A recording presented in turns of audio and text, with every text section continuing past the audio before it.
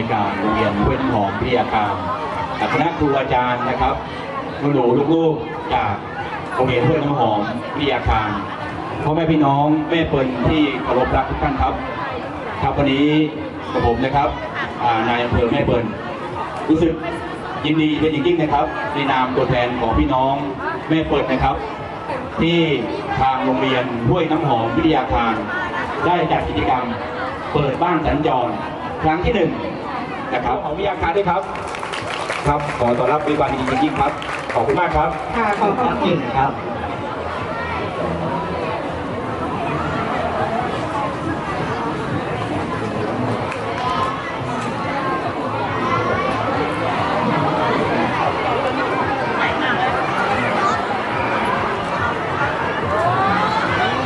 อันนี้เป็น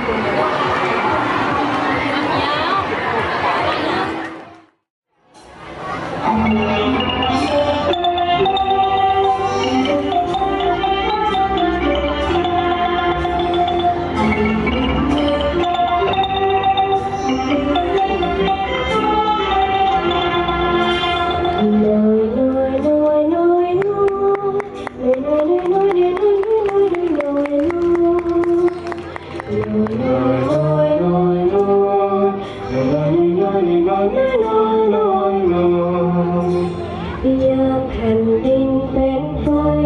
พระทรงนำเมืองไทยฝันฝ่าเป็นมิ่งขวัญประชาพระราชาแห่งจักรีวงศ์ทรงรับแบบปากต้องนำประเทศให้คำลงพระบารมีสูงส่งทุกพระองค์ปกเกล้าชาวไทย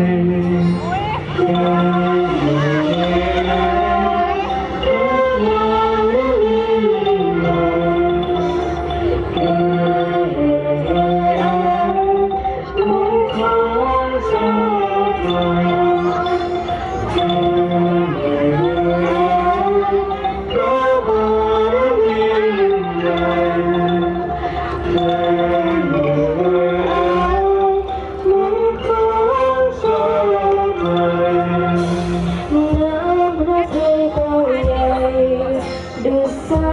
ยธาราทรงภูมิปัญญารู้คุณค่าแห่งวารีดังดิฉันประทานคิดแทนกันด่านเปลี่ยนสีดินเขียวขจีพืชผลอุดมสมบูรณ์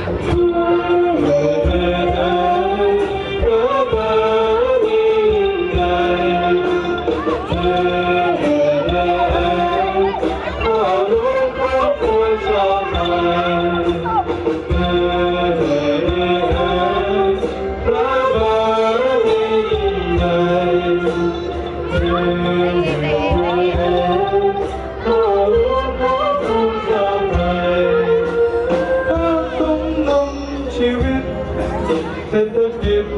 พอเพียงหล่อเลี้ยงกับสิกรรมด้วยดินดำน้ำชุ่มทรงประทานฝนหลวงดับร้างเป็นดินหล่อลุ่มในน้ำลุ่มแหล่งฟ้าในน้ำหลวงมีข้าวในน้ำลุ่มแหล่งฟ้าในน้ำหลวงมี